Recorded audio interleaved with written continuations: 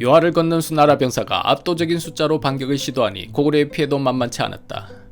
강희식 장군은 퇴각을 명령했다. 100만 대군의 적과 여기서 대치한다면 우리가 불리하다. 속히 요동성으로 퇴각하여 문을 걸어 잠그고 수성전에 임할 것이다.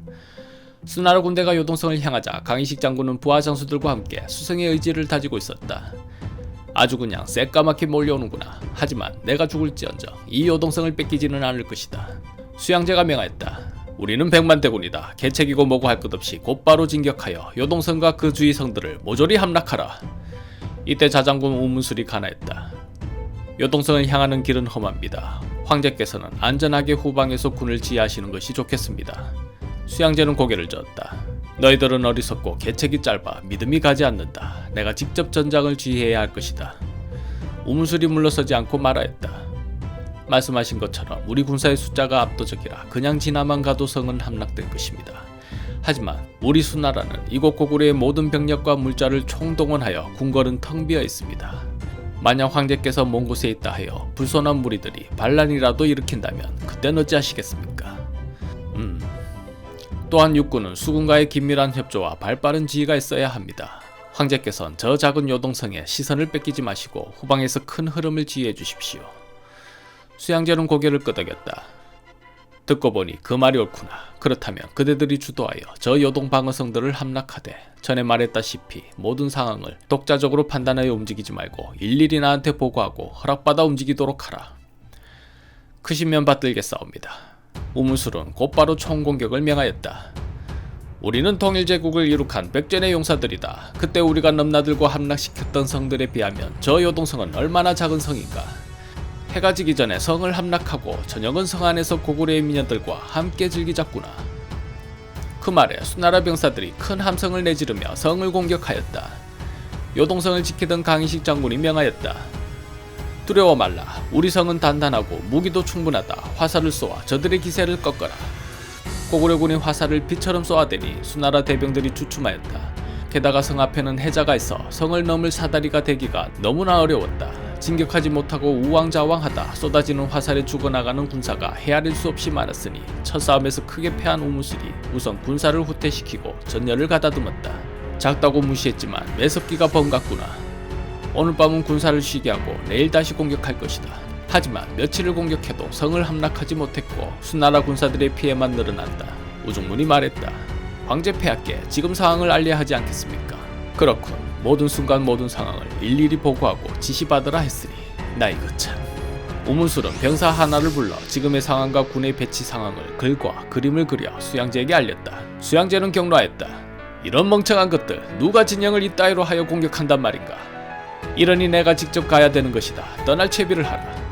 수양제는 화가 머리 꼭대기까지 올라 급히 요동성으로 행차하여 우문술과 부하장수들을 크게 꾸짖었다. 그대들은 스스로 지위가 높고 좋은 가문임을 믿고 나를 어리석은 자로 대우하려 하느냐. 그대들이 내가 오는 것을 좋아하지 아니하는 것은 아마 이 낭패를 볼까 염려한 까닭이었을 것이다. 내가 지금 여기 온 것은 바로 그대들의 수행을 봐 목을 베려합니다. 그대들이 지금 죽음을 두려워하여 전력치 아니하니 내가 그대들을 능히 죽이지 못할 줄로 여기느냐. 장수들은 아무 말 하지 못하고 고개 숙여 부끄러워하였다. 이에 수양제는 요동성에서 서쪽으로 수울이 떨어진 곳에 임시 거주 육합성을 짓고 전투를 직접 지휘했다. 지금부터는 내가 직접 저 요동성을 깰 것이다. 지금 가장 큰 문제가 무엇인가? 우문술이 답하였다. 고구려성의 해자가 깊어 성을 넘기가 너무나도 어렵습니다. 이런 미련한 것들, 우리의 공속무기는 장식용으로 가져왔느냐? 투석기를 동원하여 바위를 날려라. 수양제의 명으로 투석기가 동원되고 큰 바위들을 날리자 성벽이 상하기 시작했다.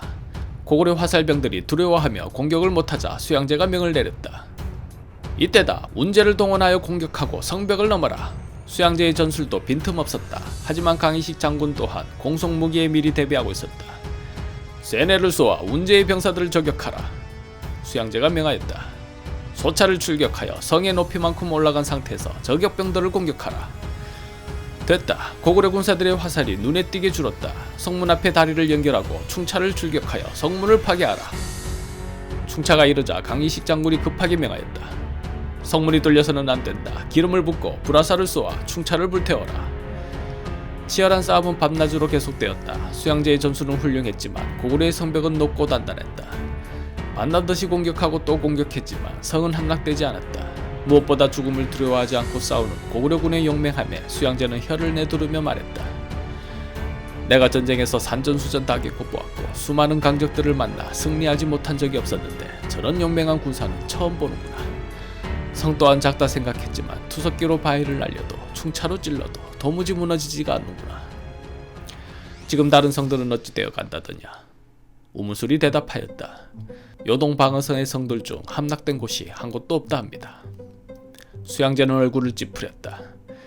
하긴 병법의 천재인 내가 있는 이 요동성도 못 깨뜨렸는데 다른 성들이야 오죽하겠느냐.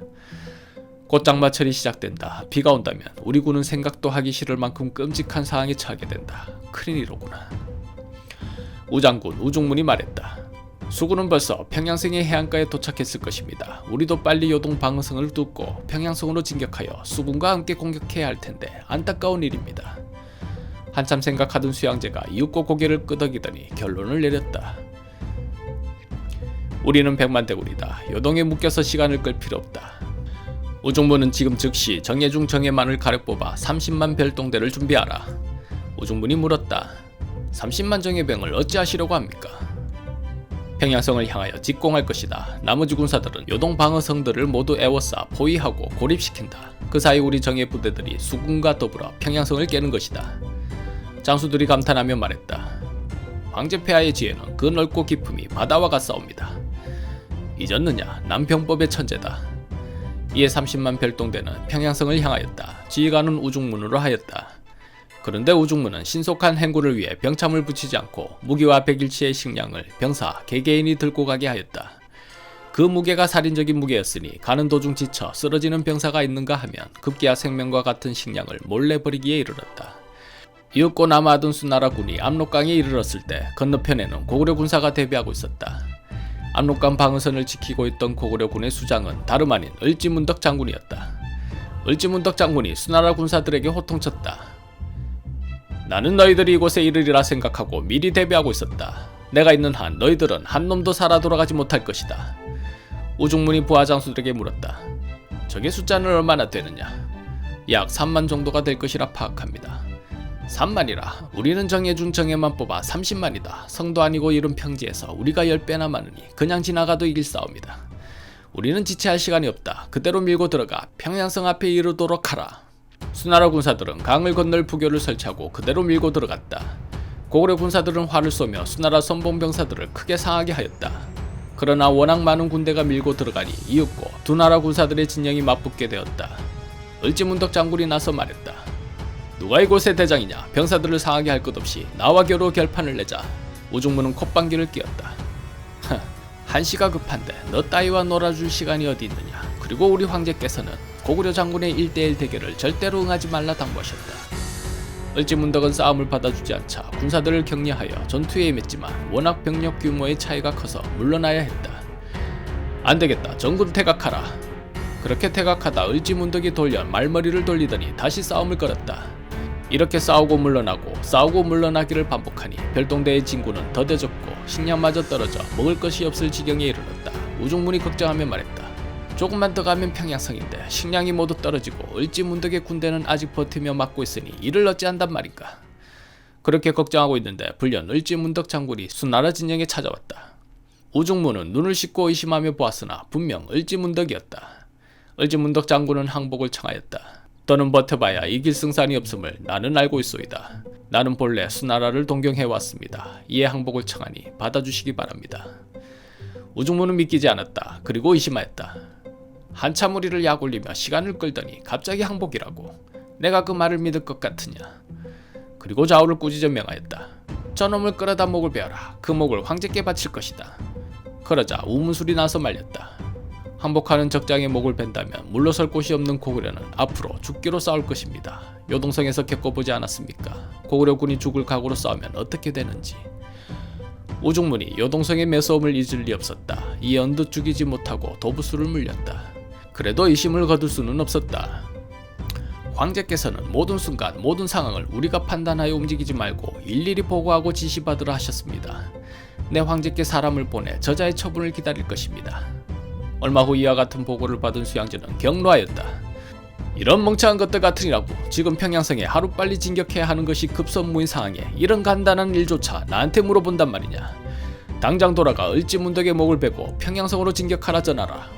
항복 문제를 의논하고 시간을 보내고 있던 을지문덕은 군의 진영을 살펴보니 수나라 군대의 상황을 한눈에 알아볼 수 있었다. 병사들이 지쳐있고 식량이 없구나. 한편 수나라 수군 총사령관 내호아는 동네에서 출발하여 비사성을 공격하였다. 성동격서 동쪽에서 소란을 피우고 서쪽을 친다는 계책이다. 이는 황제께서 급배로 하명하신 계책이다. 이제 고구려 수군들이 모두 여기에 정신이 팔려 있으니 소수의 수군들만 이곳에 두고 우리의 주력 부대는 곧바로 평양성으로 향한다. 하지만 해안가에 도착하고도 육군이 오지 않자 내호아는 고민에 빠졌다. 먼저 본 주라우 장군과 똑같은 상황이 생겼구나. 육군이 올 때까지 기다릴 것인가? 아니면 수군 단독으로 평양성을 공격할 것인가?